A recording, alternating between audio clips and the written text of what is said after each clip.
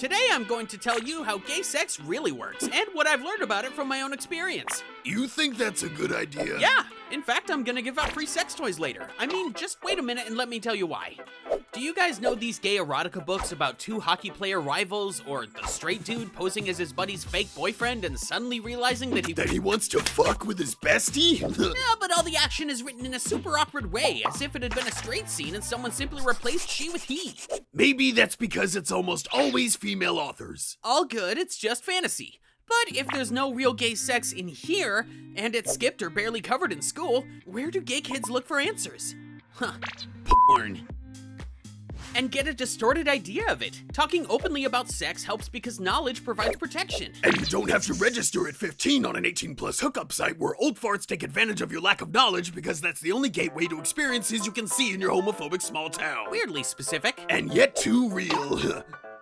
Come on, keep going, you wanted to tell the story. Okay, there's this big misconception about gay sex. You mean when one is the man and one is the woman in a gay relationship? Mm-hmm. It comes from the fact that we live in a world where everything is geared towards heterosexuals, and that's why we think in binary terms. You're either one, or you're the other. What straights actually want to know is who's taking it and who's giving it. And surprise, Jessica, you can't tell just by looking at someone, nor is it any of your business. We gays have our own terms for that. Top for the one penetrating, bottom for the one being penetrated, then the reverse or switch for those who like both, and side for those who don't engage in anal intercourse at all and prefer oral, handjobs, etc. There is also gay vaginal intercourse, which some trans men practice, though only if they can and want to use this sexual organ. Yup, so you see it's a bit more complex than man and woman. But once you've found someone who's a match and where anal is an option, there are some very important things to consider. Okay, first of all, I don't know why nature decided that the organs we all use to have hot sex with are in the same places that we use to release our toxins and waste, in both men and women.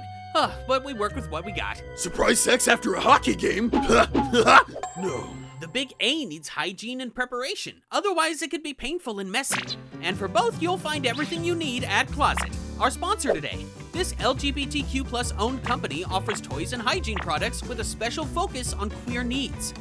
Before sex, it's important for the bottom to be clean inside and out, so that they can relax and enjoy themselves. Until now, there were these douches that you could use to inject water for cleaning and then go to the bathroom.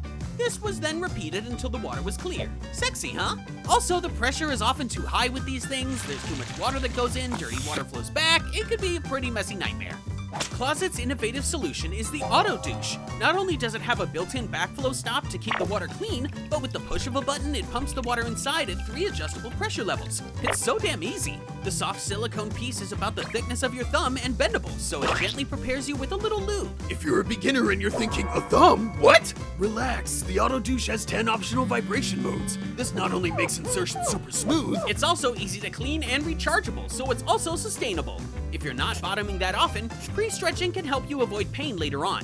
Closet also has a huge selection of toys for this, which are generally suitable for getting to know your body better.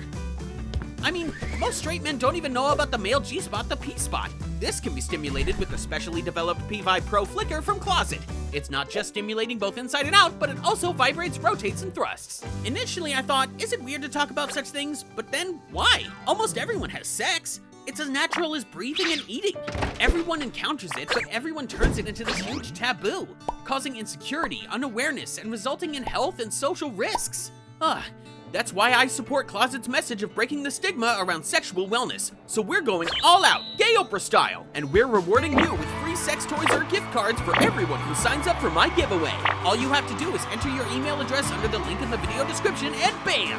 You'll have a gift from Closet and me in your inbox. And for those who aren't into anal stuff, like the sides, or if you just want to treat yourself, there are other items too, such as the Ultra Blow from Closet, which is as high-tech as it gets. I mean, look at it, thrusting and spinning, and they've got kink stuff and sexy apparel as well. So what are you waiting for? Damian would be so happy about this collab. However, the third important part of preparation is diet. You can't just stuff yourself with bean stew, then stuff your ass with— My secret tip for bottoms: psyllium husk powder. You can even buy it as bottom capsules for gays, although there are some cheaper alternatives out there. They have to be taken with a lot of water, but then they bind everything in your digestive tract like a sponge and clean it up so that everything comes out cleansed and bound. And another bottoming tip for beginners: if you bite off more than you can chew at the start, like too big too fast, you get that gay-known stabbing pain.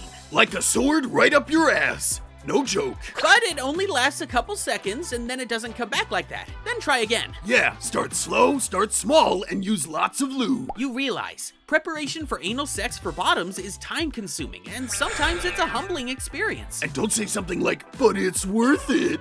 That's creepy. Yeah, but it's true. I mean, most gays like to bottom according to statistics. Yes, then a big thank you from all the tops at this point, and to all the bottoms, don't worry if you feel uncomfortable. Your body is not a machine, and despite preparation, stress, or 100 other things can affect your body, even directly on that digestive tract. So know that you can always say no. Ask the sides, there are tons of other things you can do instead. Or none at all, if you don't feel like it. It always takes 2 willing parties to have sex, okay? And don't forget to use protection. Yeah, I know, that topic. Because even though PrEP is now around, which when taken regularly and correctly offers a very high level of protection against HIV, even without a condom, it doesn't protect against other STDs. But good old condoms do the trick 90% against HIV and at least 60% against most others. Guys, I'll be honest, safer sex would be a whole different video in itself because so much has happened in the last few years that we could take a closer look at.